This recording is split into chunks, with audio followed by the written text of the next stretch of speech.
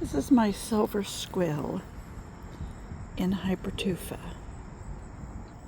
I tried last year to keep it, and I didn't succeed because I thought it survived the weather in Ohio, and it did not over the winter.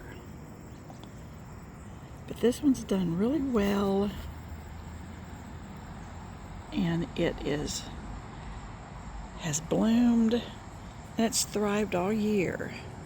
And I'd like to try to keep it, but that would only be by bringing it inside. But I think it would be worth it. It's in my Hypertufa basket right now, and I think I would just try to leave it in it because it supposedly will go dormant. I just kind of have to let it dry out. Of course, it's just rained and gotten it all rainy,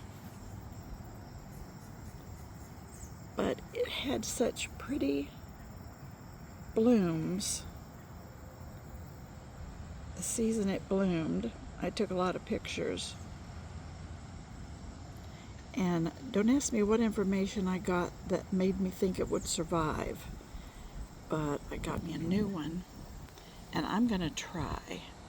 Now I'll give you some information about this particular plant.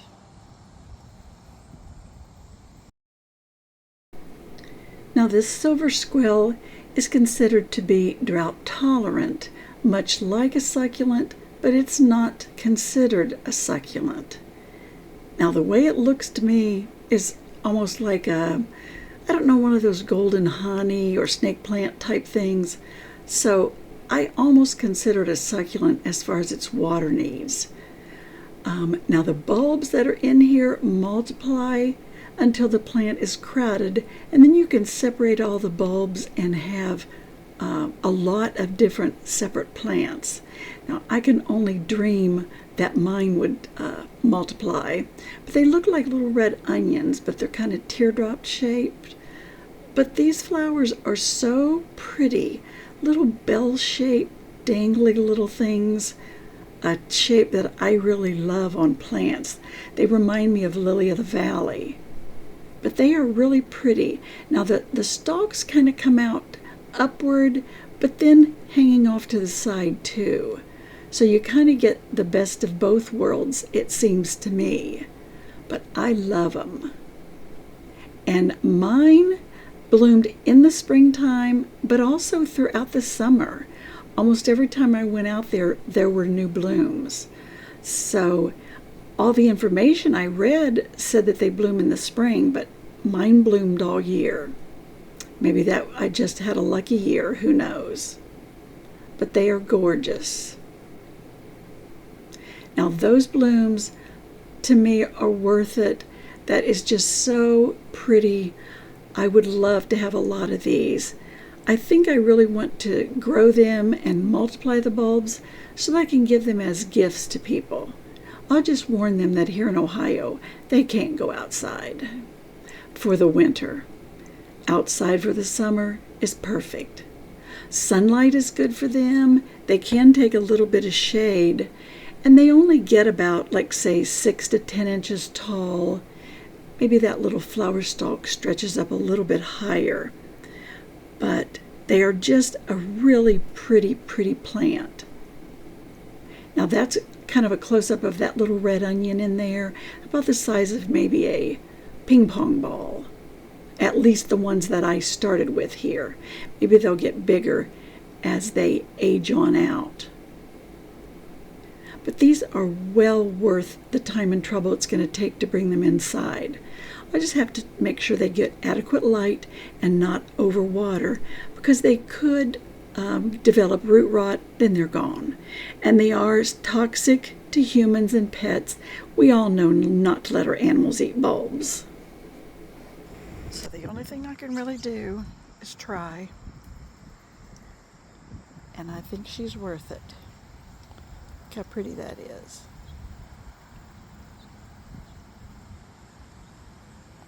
So wish me luck I'll treat it, and I don't see any kind of varmints on it right now, but something may show up when it dries out. But right now I like the way it looks. And if I could separate each of those, I could have a whole passel of them next year. But let's try. Now I am going to get this all ready to take inside the house.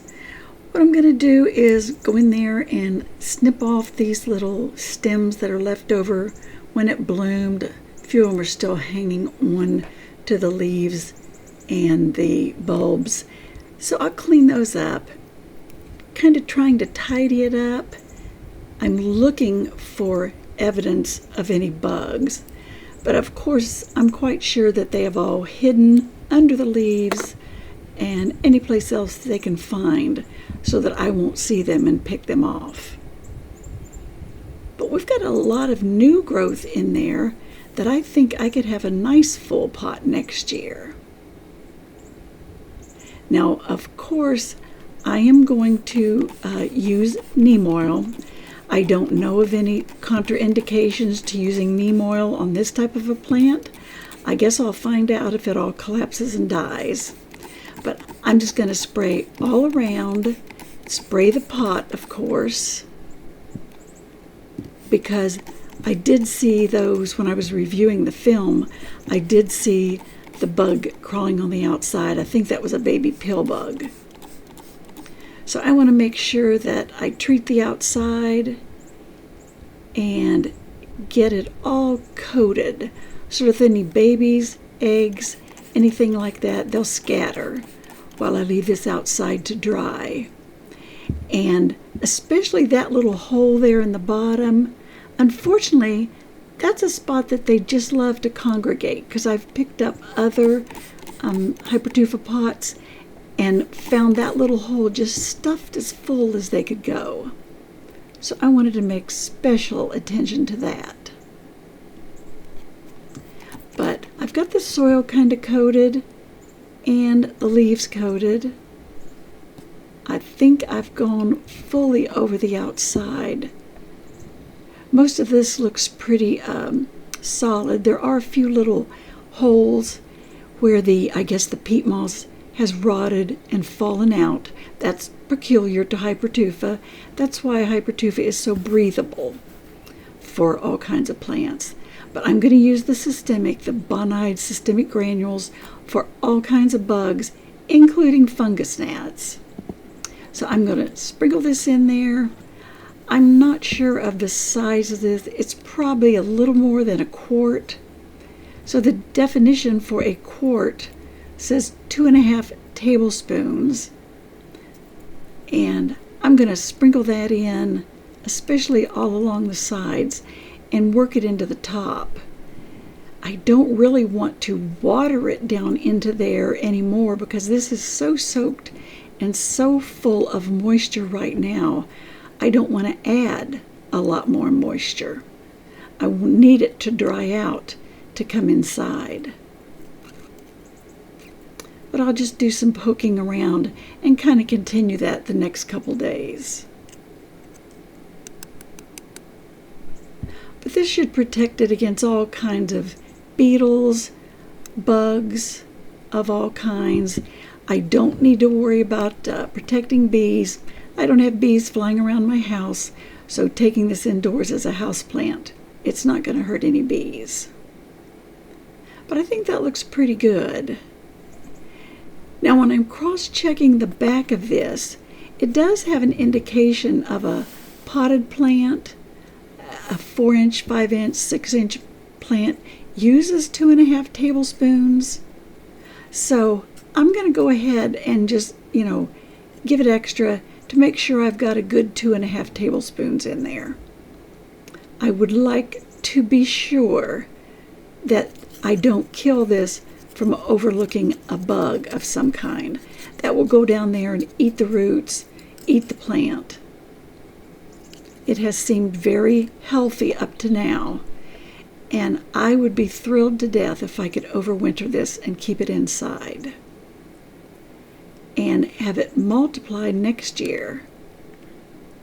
Once it gets full in there, you can separate all the bulbs and plant them in different pots and have a whole lot of these. And I guess if you're in Ohio, you're going to have to bring all those inside.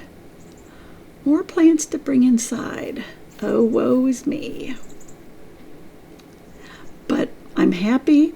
I'm going to take this over onto the back patio with some of my other plants and let it sit in the sun and dry out. If I hear of any rain, I'm going to cover it, but it should be ready to take in real soon. But thanks for joining me, and I will see you on the next video.